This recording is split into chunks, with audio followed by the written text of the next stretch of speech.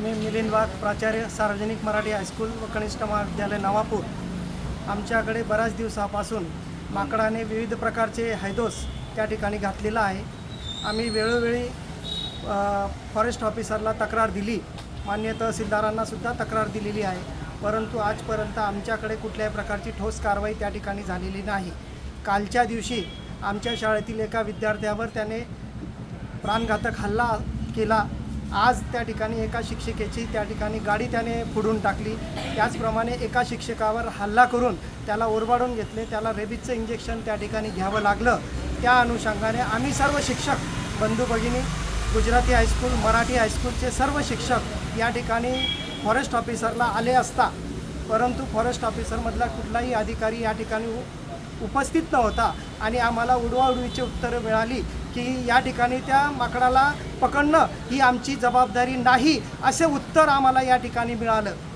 तर ती जबाबदारी कोणाची आहे या अनुषंगाने आम्ही त्यांना विचारणा केली असता साहेबांनी सुद्धा त्या साहेबांना फोन केला असता, त्यांनी सुद्धा त्या ठिकाणी आम्हाला उत्तर दिलेलं नाही। या अशा पद्धतीने जर त्या वेगवेगळ्या प्रकारचे हल्ले जर विद्यार्थ्यांवर, शिक्षकांवर होत असतील, आता आमच्याकडे 10वी आणि 12वीचं केंद्र आहे।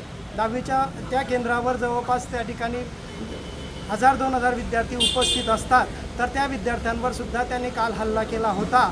अशा प्रकारचे वेगवेगळे हल्ले करून आम्हाला सगळ्यांना जेरी सारण्याचा प्रयत्न ते माकड या ठिकाणी करत आहे। त्याच्यावरती लवकरात लवकर आपला बंदोबस्त करावा आपल्या माध्यमातून, हे आपल्याला या ठिकाणी विनम्र आवाहन करीत आहे। सूचना देऊन सुद्धा त्यांनी पाठवलं आहे, पण त्यांनी जशी कार्यवाही करायची तशी कार्यवाही केली नाही आहे। तर आम्ही प्रतिनिधित्व म्हणून आम्ही सगळ्यांनी, मी सांगते की लवकरात लवकर ही कार्यवाही करायची, कारण उद्या उठून एखाद्या विद्यार्थ्याला काही झालं तर याची जबाबदारी घेणार कोण, याचं उत्तर आम्हाला हवं आहे। प्रल्हाद माळी आहे।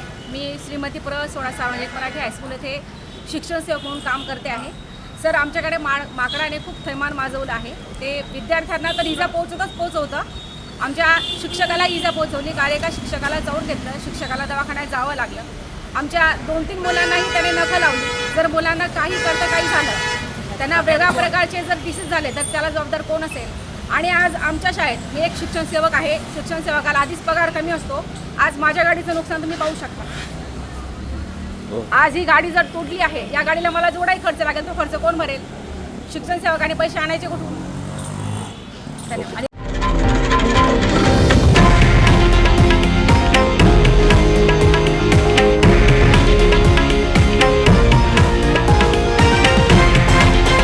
हे आहे देशातील नंबर 1 न्यूज नेटवर्क आणि आपण पाहत आहात TV9 मराठी, एकमेव।